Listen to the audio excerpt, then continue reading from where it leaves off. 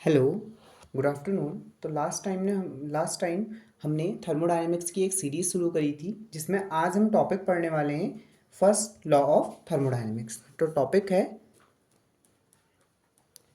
First law of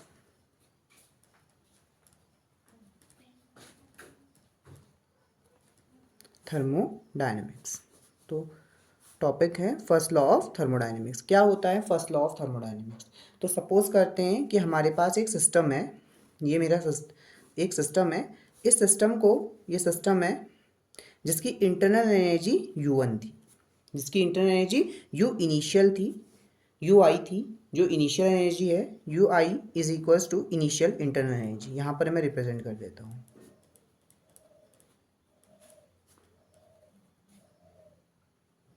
internal energy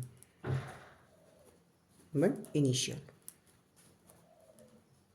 और इस system को हमने Q अमाउंट ऑफ हीट दी, तो Q अमाउंट ऑफ हीट हमने दे दी। अब ये सिस्टम ट्रांसफॉर्म होके एक नया, मतलब इसकी इंटरनल एनर्जी इंक्रीज हुई होगी। सपोज करते हैं कि U फाइनल इसकी फाइनल इंटरनल एनर्जी थी और इस सिस्टम ने कुछ वर्क करा होगा W।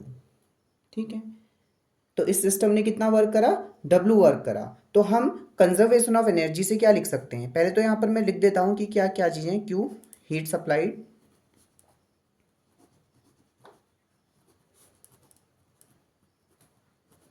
heat supplied to system, and UF final internal energy,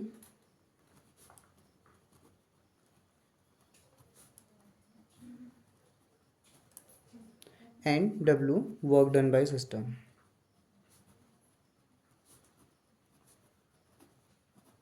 जिसको हमने डिफाइन करा था इंटीग्रेशन PdV। ओके, तो हम आगे बात करेंगे। अब अगर हम कंजर्वेशन ऑफ एनर्जी लगाएं according to conservation of energy, अगर कंजर्वेशन ऑफ एनर्जी की अगर हम बात करें तो कंजर्वेशन ऑफ एनर्जी क्या कहती है कि शुरू में जो इंटरनल एनर्जी थी प्लस कितनी हमने हीट दी वो बराबर होगा फाइनल इंटरनल एनर्जी कितनी हुई और सिस्टम ने वर्क कितना करा। तो इसी को अगर मैं रीअरेंज करूं तो Q is equals to U final minus U initial plus W। Okay, so अगर बेसिकली हम इसे ये मान लें और ये क्या आ जाएगा, Q is equals to delta U plus W। अगर मैं इनको भी डेल्टा Q और डेल्टा W से दिखाऊं तो delta Q is equals to delta U plus delta W।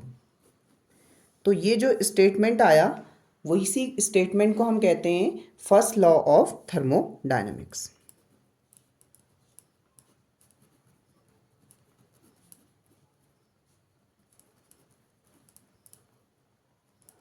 अब ये जो फर्स्ट लॉ ऑफ थर्मोडायनेमिक्स है ये बेस्ड किस पे है? तो हमने किस पे बेस्ड है? It is based on, is a consequence on या बेस्ड ऑन, किस पे बेस्ड है? It is based on, it is based on conservation of energy. किस पे बेस्ड है? कंजर्वेशन ऑफ एनर्जी पे बेस्ड है। तो ये है हमारा फर्स्ट लॉ ऑफ थर्मोडायनेमिक्स। ठीक है, अब हम बात करेंगे आगे। कुछ साइन कन्वेंशन है जो हमें डेल्टा W के लिए यूज़ करने हैं और डेल्टा Q के लिए यूज़ करने हैं। तो आगे हम डिस्कस करेंगे साइन कन्वेंशंस। तो होपफुली आपको समझ में आ रहा होगा। तो साइन कन्वेंशंस, तो सबसे पहले साइन कन्वेंशंस हम बात करेंगे फॉर, अगर हीट के लिए फॉर डेल्टा Q। तो इसका क्या होगा?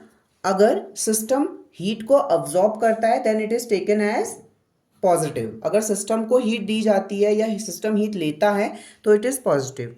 Heat absorb by system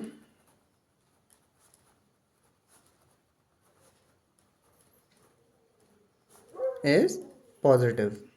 okay, and इसका दूसरा साइन कन्वेंशन है heat released by system is negative. दूसरा, डेल्टा डब्ल्यू के लिए हम इन्हीं साइन कन्वेंशंस को देखेंगे। तो डेल्टा डब्ल्यू के लिए ये साइन कन्वेंशंस हैं, डेल्टा डब्ल्यू के लिए कि अगर देखिए डेल्टा डब्ल्यू पहले मैं बता देता हूँ कि हमने दिया कैसे था, इंटीग्रेशन पी डी वी। ठीक है, अगर ये V1 से V2 में जाता है, सपोज करते हैं P कांस्टेंट है, अगर P कांस्टेंट है तो P बाहर आ जाएगा और इंटीग्रल V हो जाएगा V2 माइनस V1।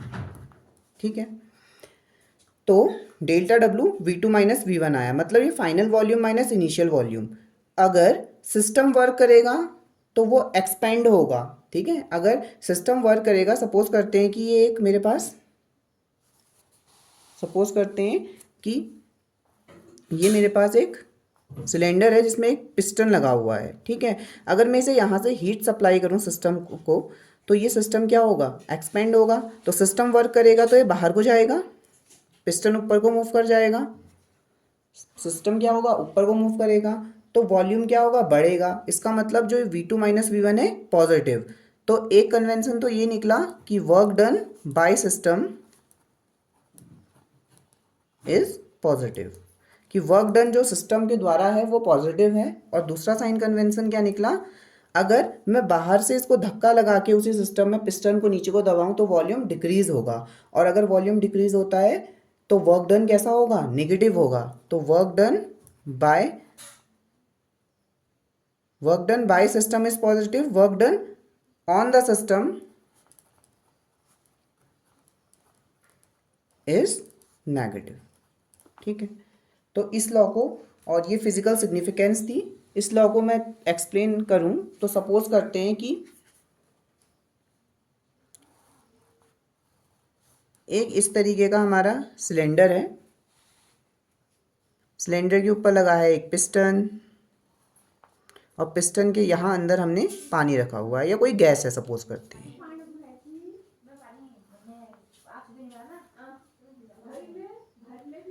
एक पिस्टन रखा हुआ है,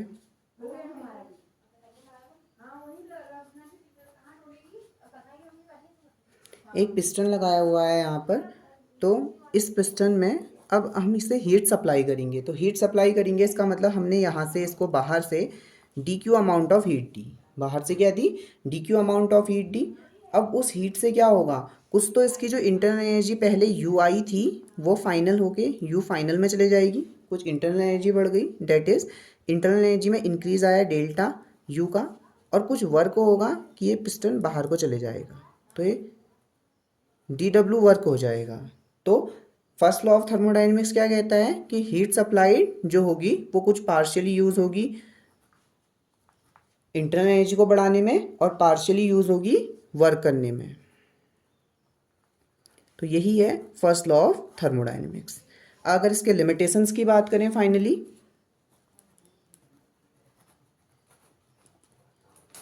अगर इसके लिमिटेशंस की बात करें तो इसका लिमिटेशन क्या है फर्स्ट लॉ ऑफ थर्मोडाइनमिक्स का, तो लिमिटेशन इसका ये है कि ये तो कहता है, स्टेटमेंट है कि D Q is equal to delta U plus D W. इसका मतलब हीट को वर्क में कन्वर्ट किया जा सकता है। ठीक है, बट ये कंडीशन नहीं स्पेसिफाई करता कि किस कंडीशन में हीट वर्क को कन्वर्ट होगी, does not specify the condition in which heat will be transformed into work. So this is all about the first law of thermodynamics. तो आपको ये स्टेटमेंट याद रखना है, किस पे बेस्ड है, फर्स्ट लॉ ऑफ थर्मोडाइनमिक्स में।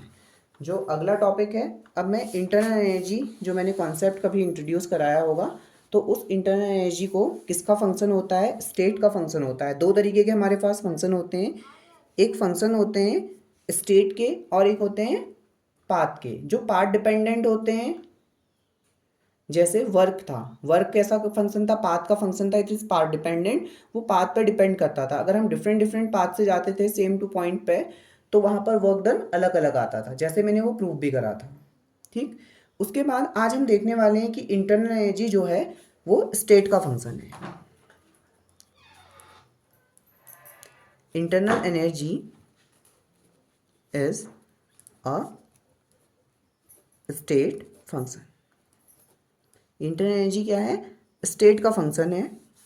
स्टेट का फंक्शन है का मतलब है internal energy the function of state. Suppose करते हैं हमारे पास एक इंडिकेटर डायग्राम है। This was a indicator diagram. In y axis we have a pressure and in x axis we have volume. Suppose system पहले इनिशियली फर्स्ट स्टेट में था और हमें फाइनली उसको ले जाना है। ये इनिशियल स्टेट I है, फाइनल स्टेट F है। इनिशियल से फाइनल स्टेट में हमें ले जाना है सिस्टम को। यहाँ पर इसकी इंटरनल एनर्जी सपोज करते हैं U1 थी और यहाँ पर इंटरनल एनर्जी U2 थी।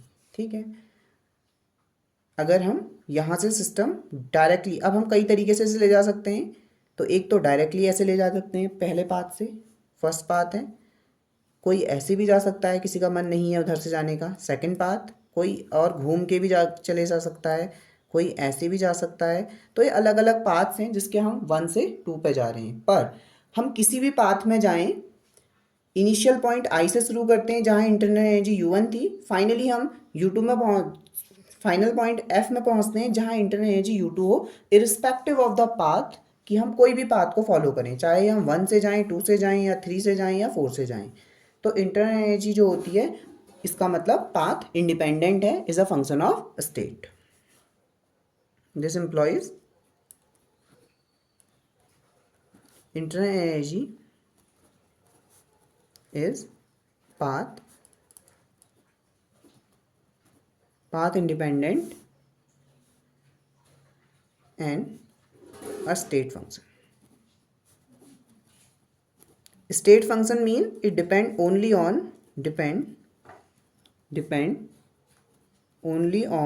initial and final state. It depend only on the initial and final state पे डिपेंड करती है। ठीक है, नाउ पहले मैं देखता हूँ कि जो वेरिएबल्स होते हैं थर्मोडायनेमिक्स, वेरिएबल जो थे वो 2 तरीके में क्लासिफाई किए जा सकते हैं। ठीक है,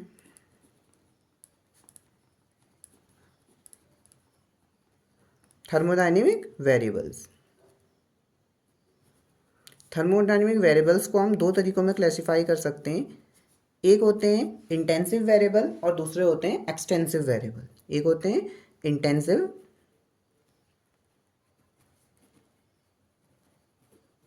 and next one is extensive variable.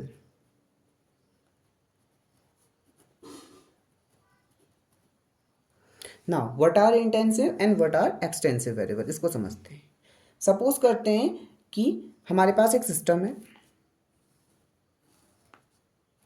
इस तरीके का।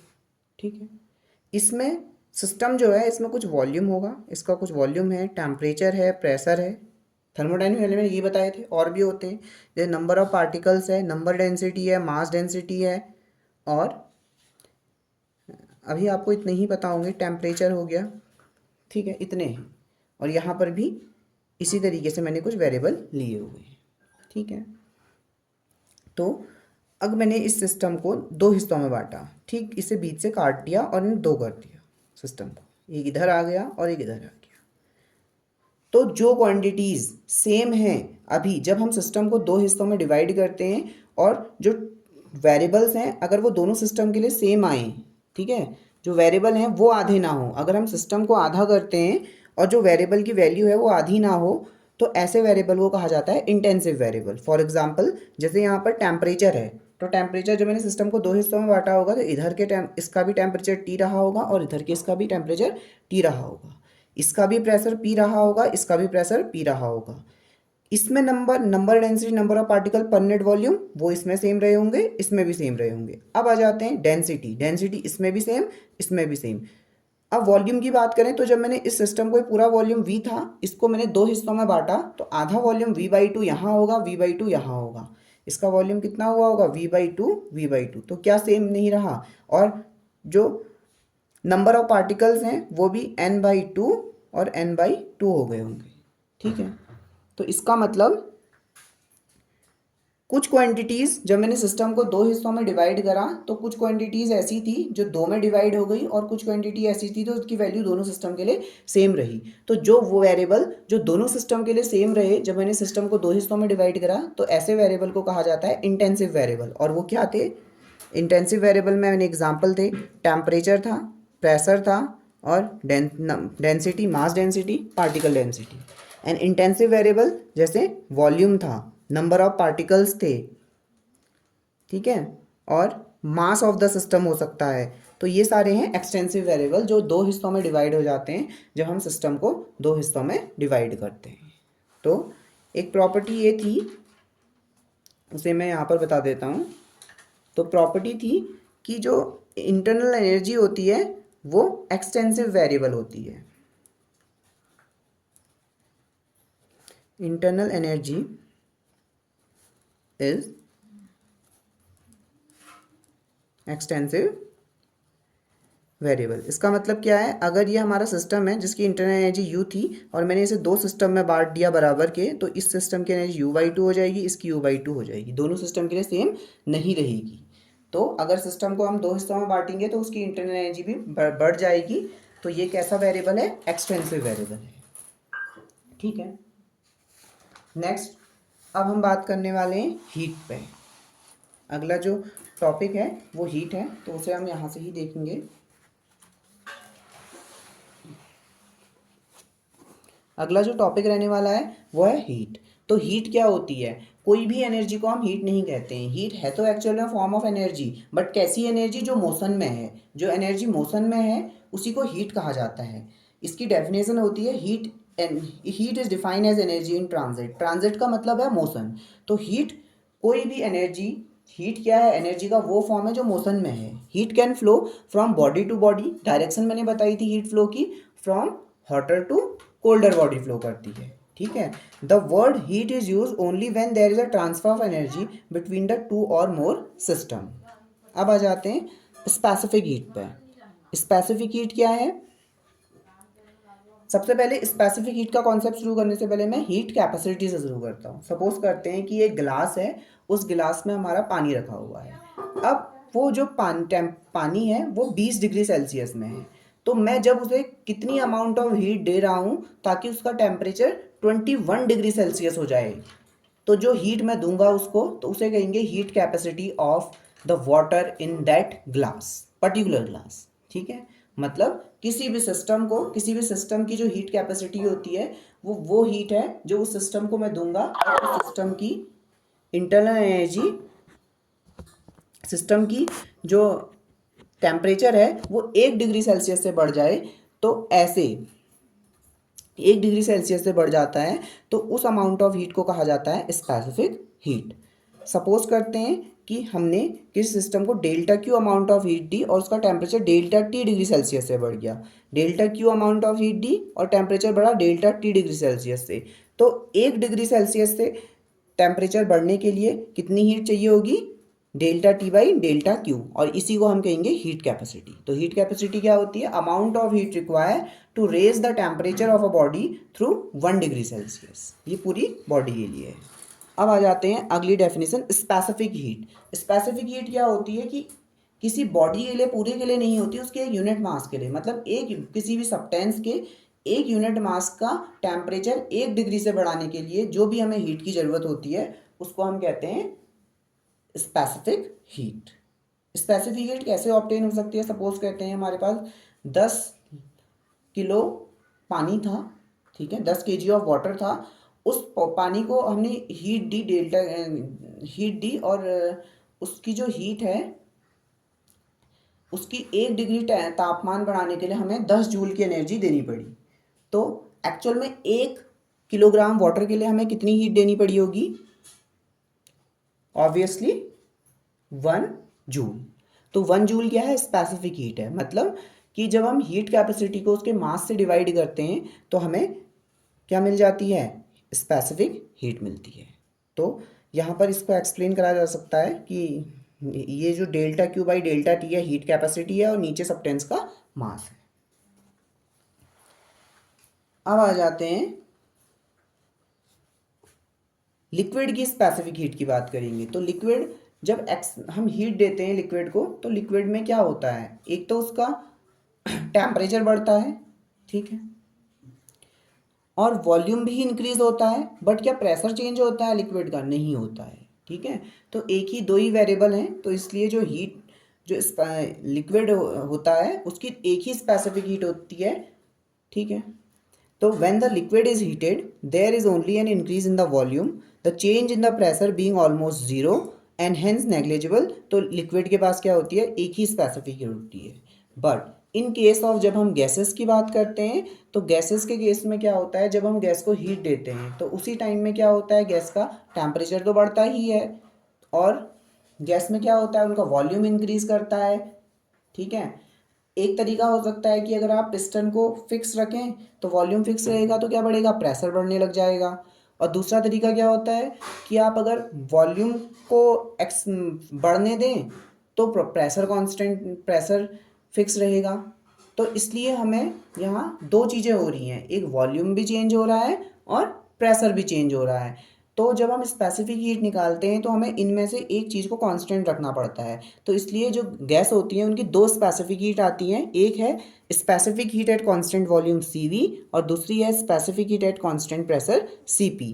तो specific heat of a gas at constant volume क्या है, कांस्टेंट वॉल्यूम को अगर हम पहले बात करें CV, C का मतलब है स्पेसिफिक और कांस्टेंट वॉल्यूम, CP का मतलब क्या है, स्पेसिफिक और कांस्टेंट प्रेशर। तो specific heat of gas as constant volume क्या है कि अमाउंट ऑफ हीट रिक्वायर, ये वो हीट है जो आप 1 किलोग्राम ऑफ गैस का टेम्परेचर 1 डिग्री सेल्सियस से बढ़ाने पे देना पड़ेगा at a constant volume. Constant volume का मतलब क्या है, जो पिस्टन है वो फिक्स है, ठीक है, वो मूव नहीं कर रहा है। तो CV is equal to dQ/dt, ये जो ब्रैकेट है एक्चुअल में ये तो स्पेसिफिक हीट का फॉर्मूला है dQ/dt और कांस्टेंट प्रेशर पे है, और यहाँ पर अगर कांस्टेंट वॉल्यूम पे करेंगे तो ये CP आएगा। इसको थोड़ा और डिटेल पे समझते हैं। तो टू स्पेसिफिक हीट की जब मैं बात कर रहा हूँ तो सबसे पहले मैं बात करूँगा specific heat at constant pressure, constant volume. तो सपोज करते हैं हमारे पास एक सिस्टम है, सिस्टम क्या है, एक सिलेंडर है, सिलेंडर में हमने एक पिस्टन लगाया हुआ है, ये पिस्टन फिक्स्ड है अब हमारा, और यहाँ पर क्या रखी है, गैस है इसके अंदर, ठीक है। और हमने यहाँ से एक बर्नर से हीट दे रहे हैं इसको, सिस्टम को हमने हीट दी हुई है, वॉल्यूम फिक्स है, ठीक है। तो अगर वॉल्यूम फिक्स है तो वर्क कितना आएगा, वॉल्यूम फिक्स है तो V is equal to constant है, तो dV कितना हो जाएगा, कांस्टेंट का इंटीग्रेशन 0, तो इसका मतलब वर्क 0 होगा। फर्स्ट लॉ ऑफ थर्मोडायनेमिक्स क्या कहता है, heat supplied is equals to change in internal energy DQ is equals to DU plus DW, यही होता है। बट यहाँ तो DW 0 आ गया, तो जितनी भी हीट हम सप्लाई करेंगे वो सब क्या होगा, वो इंटरनल एनर्जी में जाएगी। इंटरनल एनर्जी किसके सब फंक्शन, इंटरनल एनर्जी मतलब टेम्परेचर ही बढ़ेगा, ठीक है। तो जितनी भी आप हीट सप्लाई करेंगे तो उससे टेम्परेचर बढ़ेगा। तो CV क्या होता है, इसकी डेफिनेशन क्या है, constant CV is equals to, जैसे ये क्या होती है, dQ/dt एट कांस्टेंट V, यही थी। तो DQ के जगह हम DU भी रख सकते हैं, तो DU/dt एट कांस्टेंट V, ठीक है। ये हो गई स्पेसिफिक हीट कांस्टेंट वॉल्यूम। अब बात करेंगे स्पेसिफिक हीट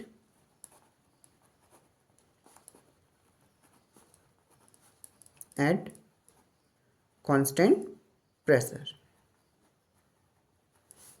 कि कांस्टेंट प्रेशर में क्या होती है स्पेसिफिक हीट, ठीक है। तो स्पेसिफिक हीट, अब जब कांस्टेंट प्रेशर की हम बात करने वाले हैं तो वही सिस्टम ले लेते हैं।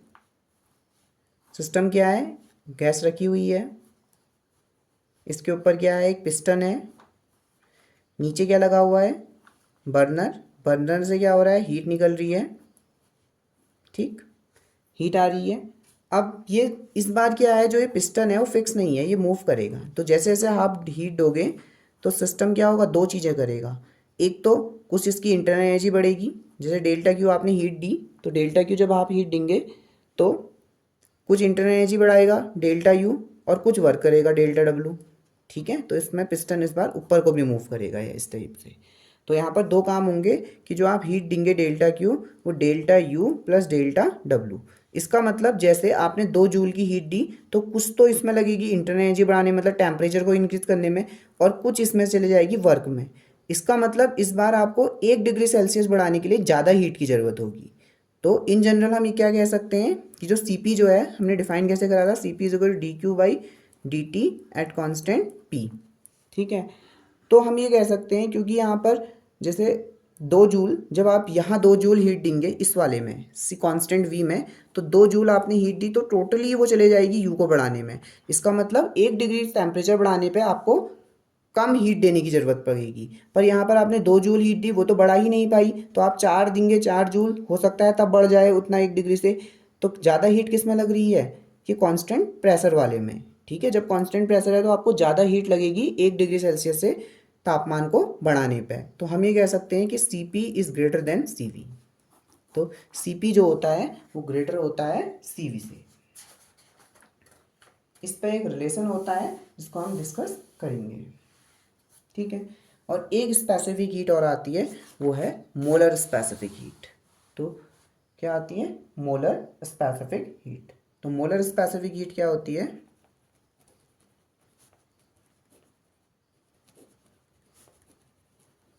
मोलर स्पेसिफिक हीट होती है amount of heat required to raise 1 mole to raise the temperature of 1 mole of the substance. कि 1 मोल ऑफ सब्सटेंस को क्या टेम्परेचर 1 डिग्री सेल्सियस पे बढ़ाने से, the amount of heat required to raise the temperature of 1 mole of a substance to 1 degree Celsius is known as the molar specific heat कहा जाता है।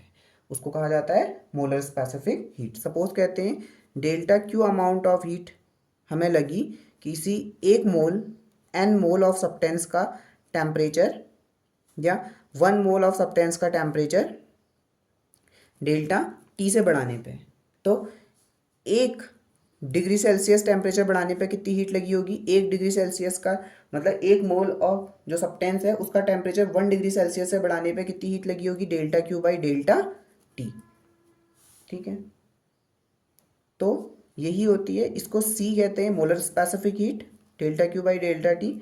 अगर मैं इसे गैस की बात करूंगा तो इसमें या तो कांस्टेंट प्रेशर लेना पड़ेगा या कांस्टेंट वॉल्यूम लेना पड़ेगा। तो सपोज करते हैं हमारे पास कांस्टेंट प्रेशर पे है, दोनों हो सकती है, delta Q by delta T at constant pressure भी हो सकती है, और C, ये कैपिटल C है molar, delta Q by delta T at constant P।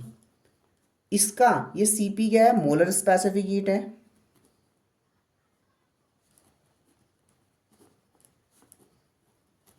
ठीक है, ये मोलर स्पेसिफिक हीट है। अब इसका रिलेशन क्या होता है मोलर स्पेसिफिक हीट का स्पेसिफिक हीट से, तो स्पेसिफिक हीट तो होती है यूनिट मास का। ठीक है, तो यहाँ 1 मोल 1 मोल इज इक्वल टू कितना होता है, m ग्राम होता है, जहाँ m उसका मॉलिक्यूलर वेट है। तो यूनिट वॉल्यूम मतलब 1 ग्राम में कितना आएगा, 1/m मोल। तो अगर heat required to raise temperature of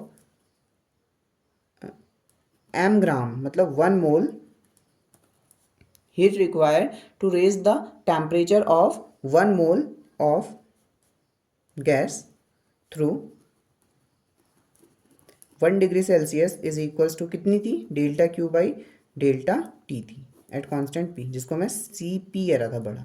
ठीक है, तो 1 मोल मतलब तो 1 ग्राम में कितनी होगी, क्योंकि ये heat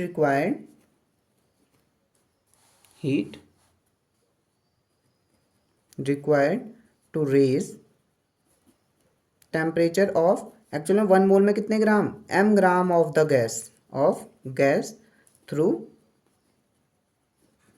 1 degree Celsius equals to delta Q by delta T at constant pressure Cp।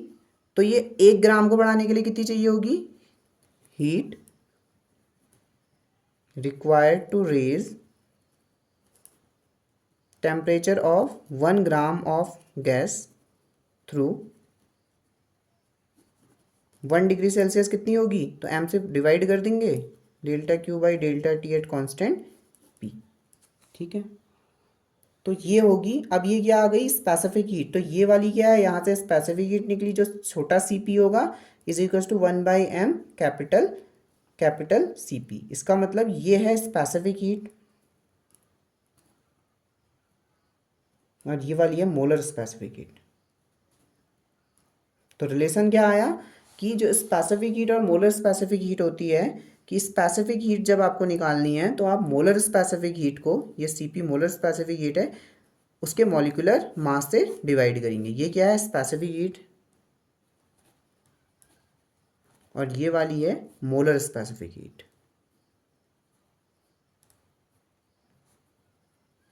ठीक, तो Cp जो होती है, एक कंक्लूजन वो था कि Cp ज़्यादा होती है Cv से। मोलर स्पेसिफिक हीट का कॉन्सेप्ट बताया। इन द नेक्स्ट लेक्चर हम देखेंगे कि ये Cp और Cv में क्या रिलेशन होता है, काफ़ी इंपॉर्टेंट है।